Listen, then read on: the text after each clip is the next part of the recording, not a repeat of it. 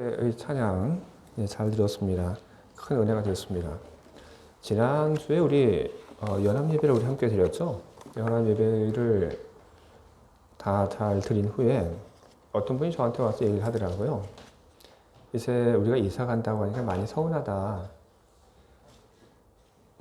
그리고 아침에 교회를 오게 되면 한인교회 성가대가 찬양하는 그런 소리를 들으면서 그러면서 은혜를 많이 받았는데 그 소리를 못 듣게 돼서 또 서운하다 그런 얘기를 저한테 했습니다.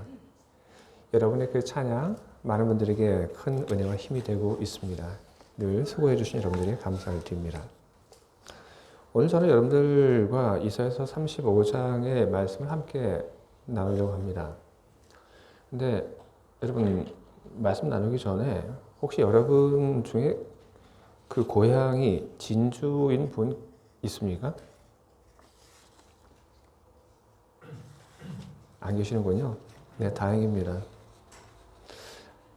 왜냐하면 제가 이제 진주 얘기를 하려고 하는데 아무래도 고향이 진주인 분이 계시면은 좀 부담될 것 같아서 제가 먼저 좀 여쭤봤습니다.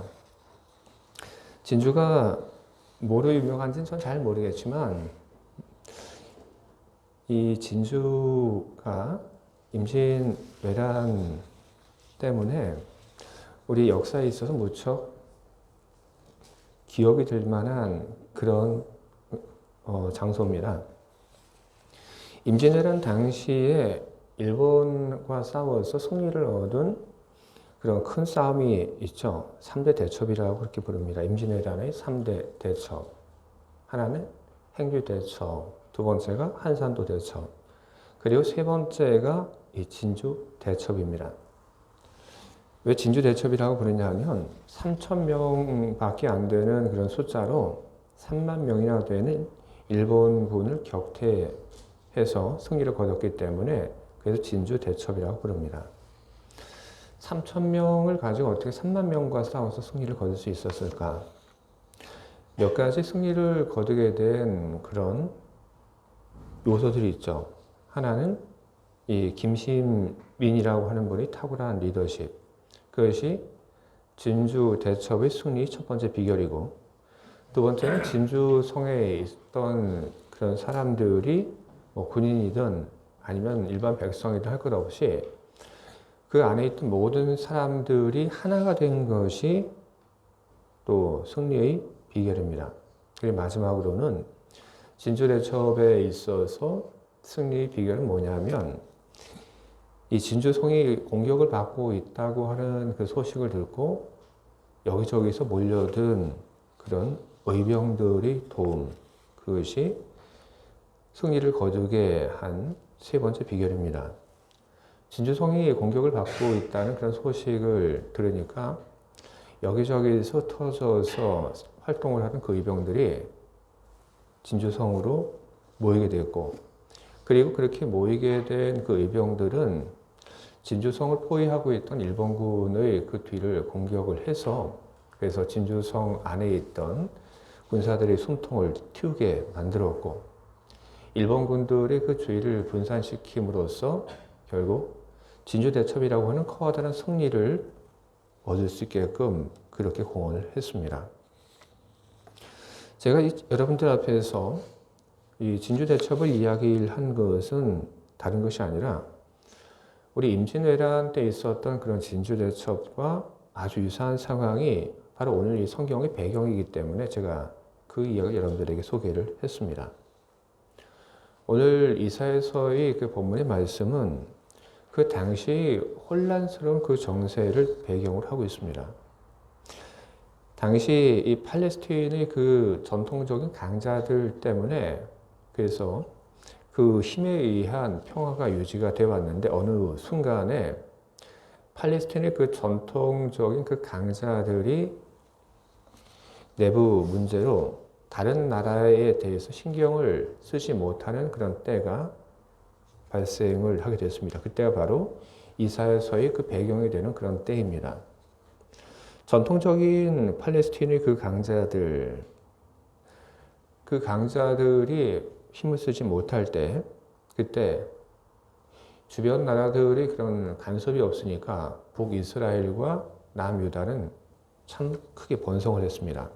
그런데 팔레스타인 그 주위에 있던 나라 중에 하나인 아시리아가 오랜 시간 동안 혼란스러웠던 그 내부 문제를 정리를 하고 그리고 팔레스타인에 대해서 영향력을 행사하기 시작을 하니까 짧게나마 내려왔던 북이스라엘과 남유다의 그 평화가 흔들리고 위협을 받기 시작을 합니다.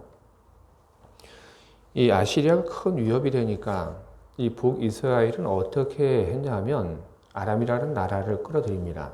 그래서 동맹을 맺고 아시리아에 대해서 대항을 하기로 합니다. 근데 북이스라엘이 아람과 함께 연합을 맺고 아시리아에 대항을 하는 그런 군사 동맹을 맺었는데 근데 북이스라엘이 보기에 아직 충분하지 않은 겁니다.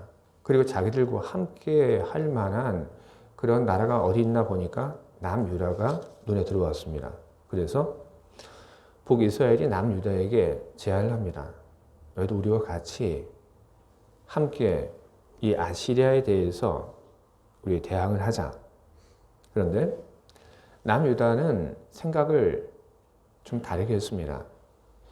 남유다는 북이스라엘과 같이 군사 동맹을 맺어서 아시리아와 대항할 마음이 전혀 없었고 오히려 친화 정책을 통해서 그들의 정치와 그리고 그들의 생존을 보장받기를 원했습니다. 그래서 거절했죠. 북이스라엘의 그런 제안을 거절한 남유다. 북이스라엘은 그것을 좋게 보지 않았습니다.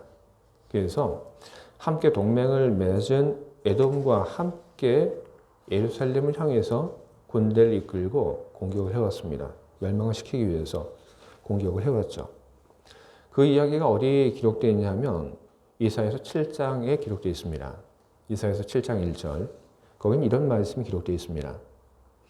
우시아의 손자여 요담의 아들인 유다의 아하스 왕 때에 아람의 르시나 왕과 르말리아의 아들 이스라엘의 베가 왕이 올라와서 예루살렘을 쳤으나 능히 이기지 못하니라.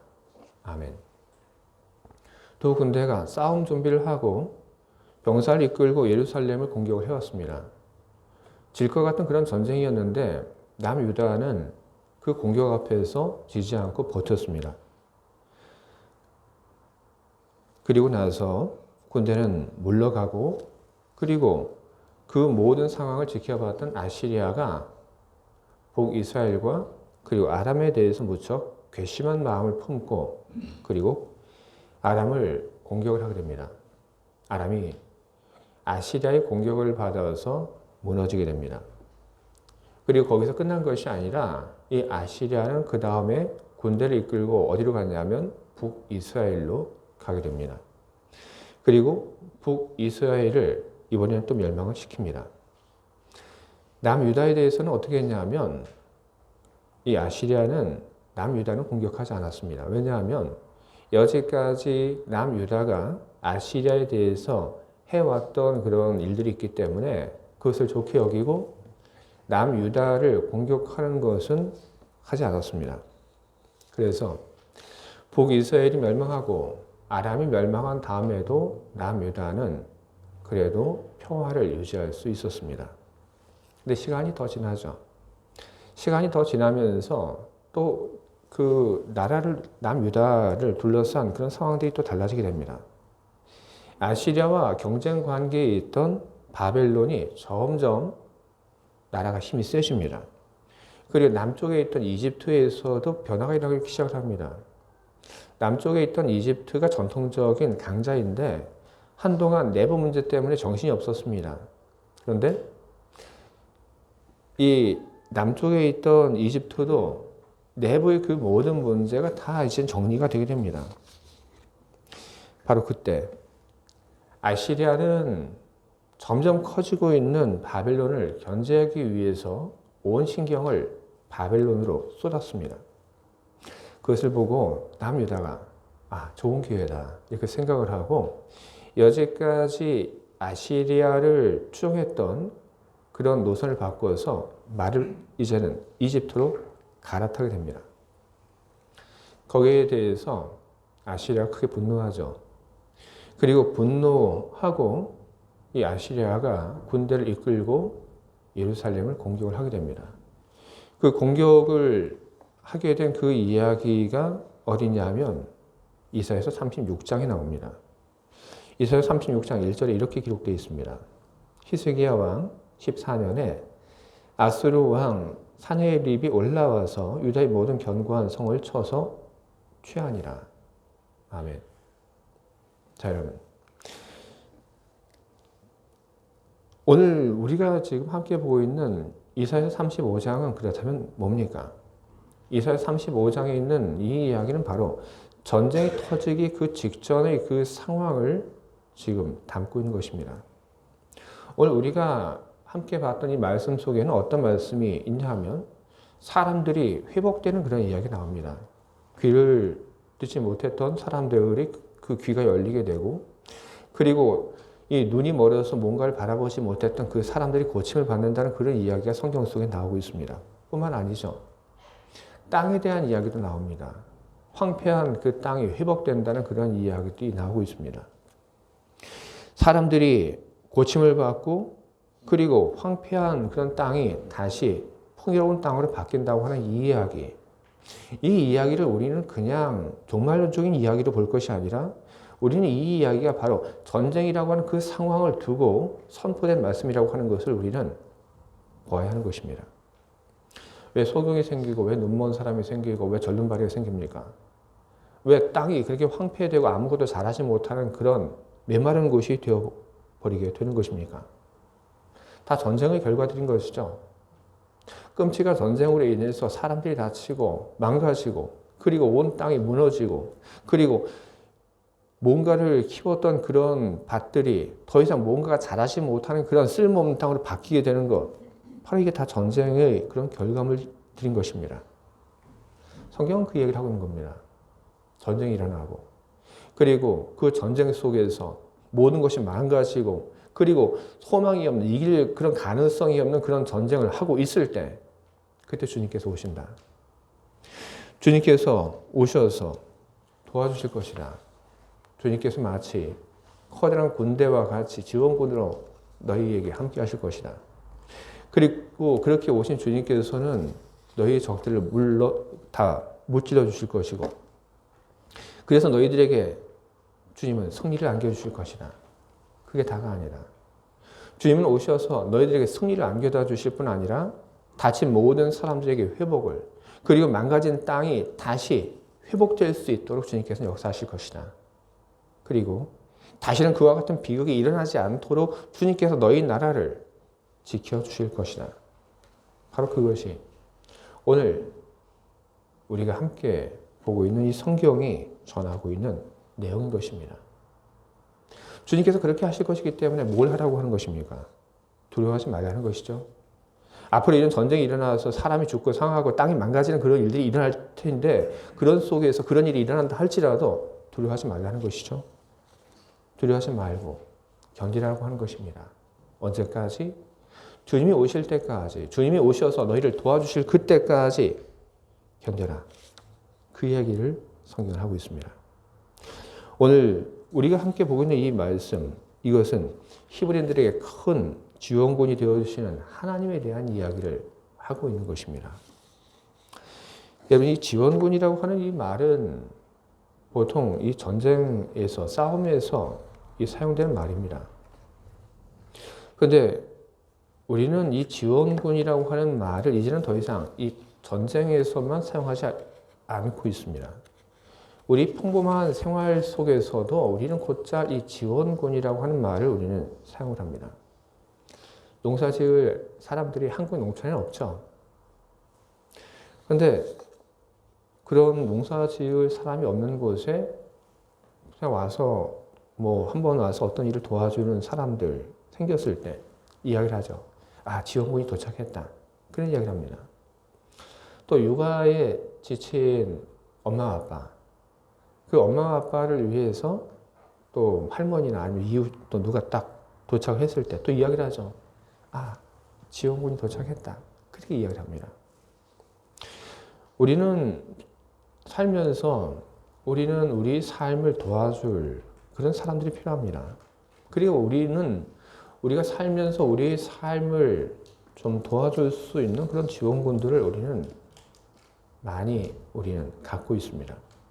회사, 그 회사 안에서 우리는 우리의 윗사람이나 우리의 동기, 그들이 우리 지원군이 되어주는 그런 경험을 합니다.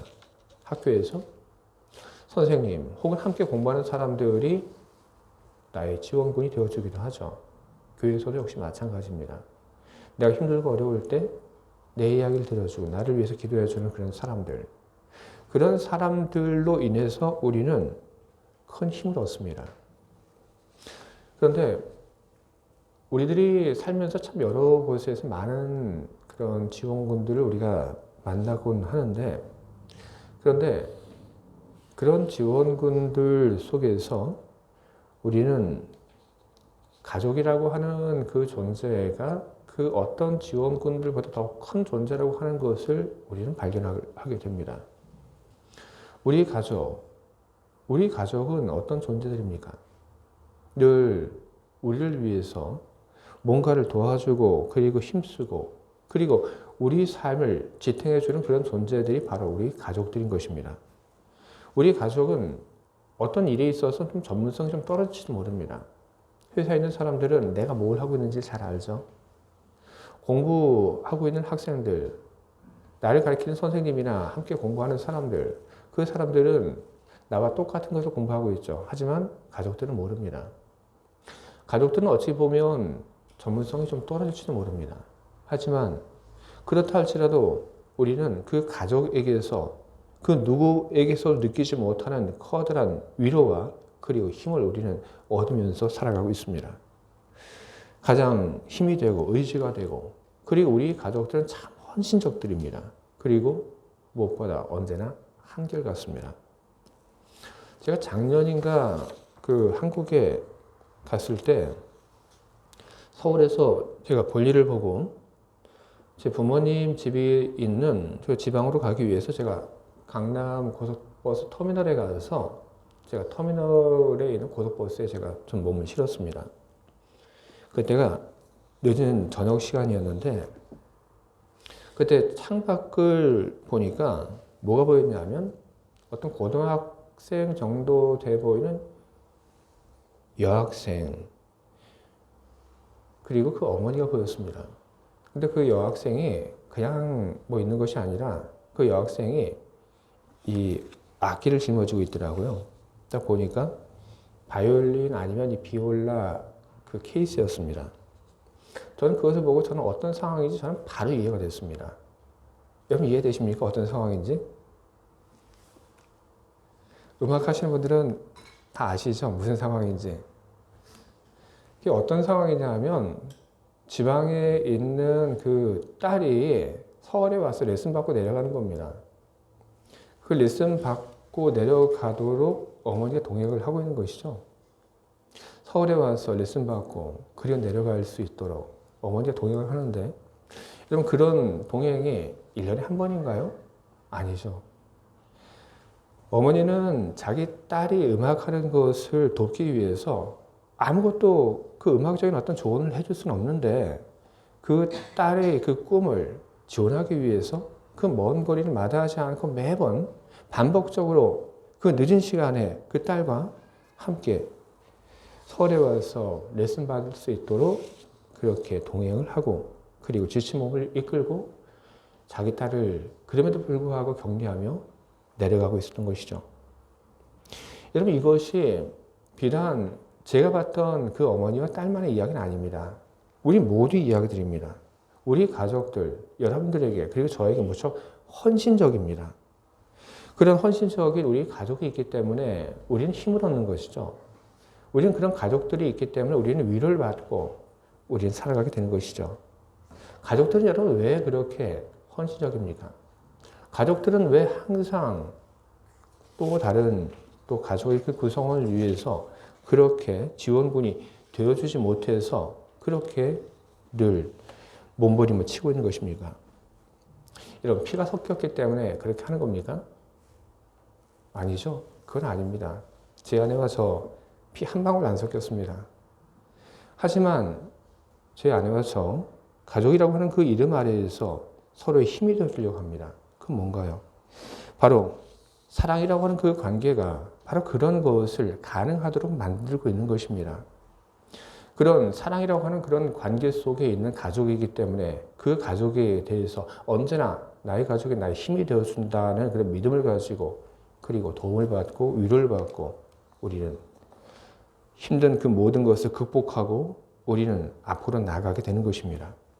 근데 여러분 가족보다 더 큰 우리 삶의 지원군 있습니다.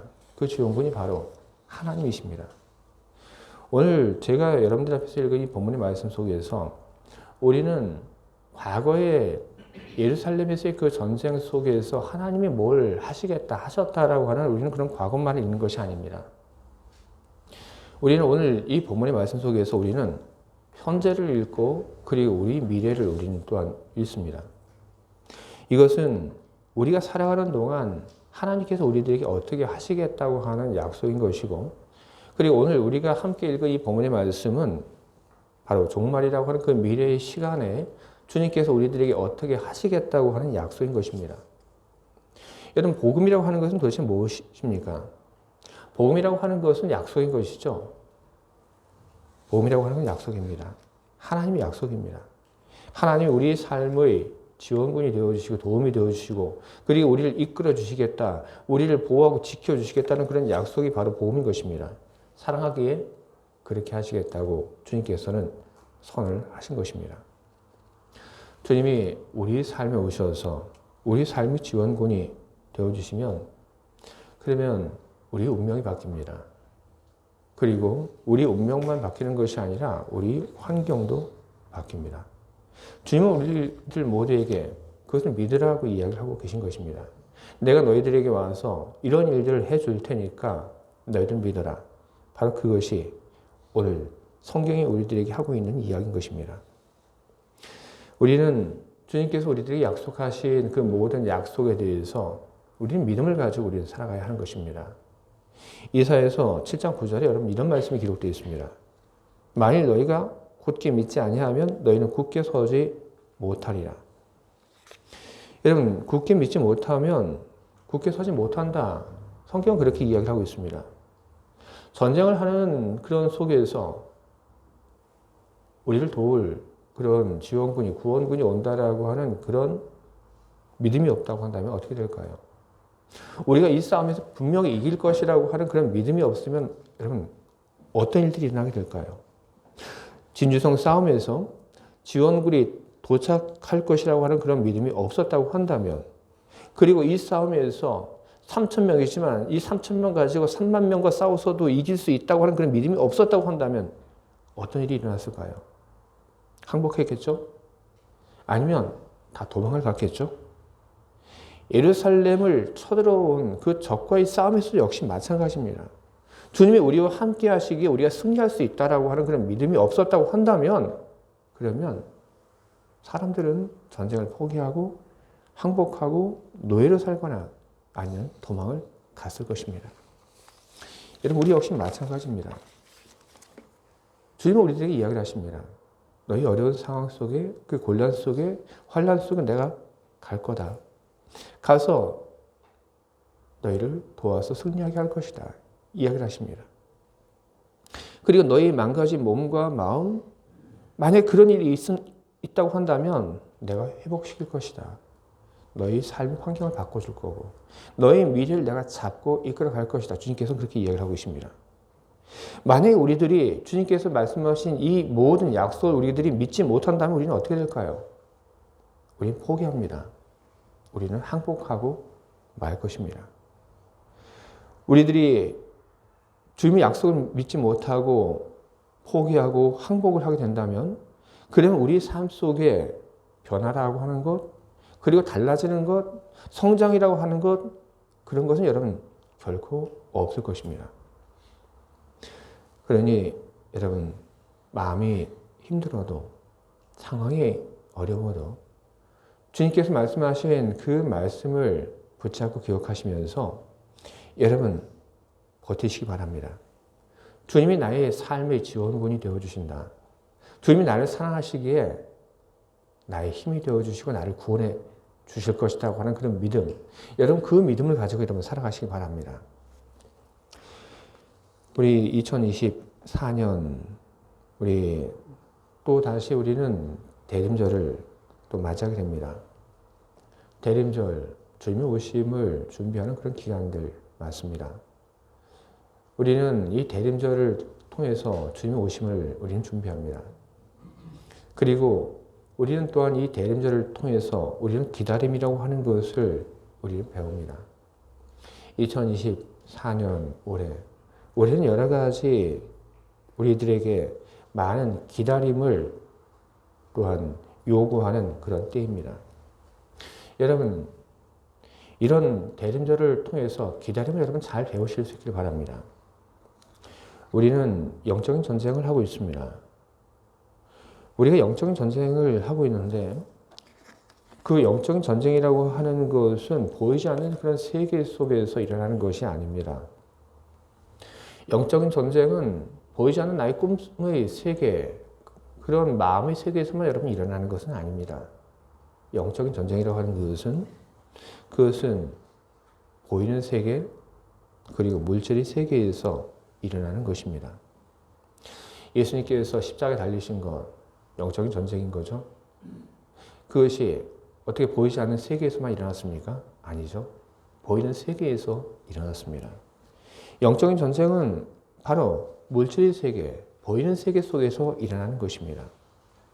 이런 영적인 전쟁을 우리는 하고 있는 것입니다. 우리의 영적인 전쟁은 도대체 무엇을 위한 그런 싸움인 것입니까? 우리는 영적인 그런 전쟁을 하고 있습니다.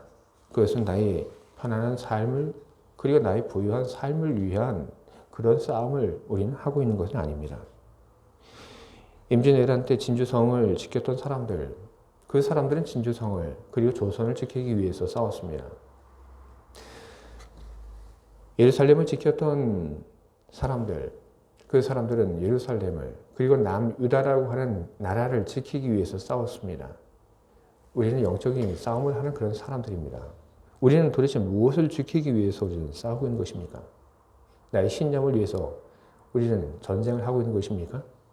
아니면 나의 이익을 위해서 우리는 전쟁을 하고 있는 것입니까? 아닙니다. 우리의 싸움이라고 하는 것은 주님의 말씀과 주님의 뜻, 그리고 주님의 나라를 지키기 위한 싸움인 것입니다. 그것을 위한 싸움도 여러분 계속해 나가시기 바랍니다. 어떠한 암울한 상황이 생긴다 할지라도 여러분 희망을 잃어버리지 마시기 바랍니다. 주님이 오셔서 나의 힘이 되어주시고 그리고 나의 구원이 되어주신다고 하는 그 믿음을 가지고 여러분들이 승리하시기 바랍니다. 마땅히 지킬 만한 것을 위하여 싸우시고 그리고 그것을 지켜나가시는 여러분 모두가 다 되시기를 주님의 이름으로 축원을 드립니다. 아멘. 함께 기도하겠습니다.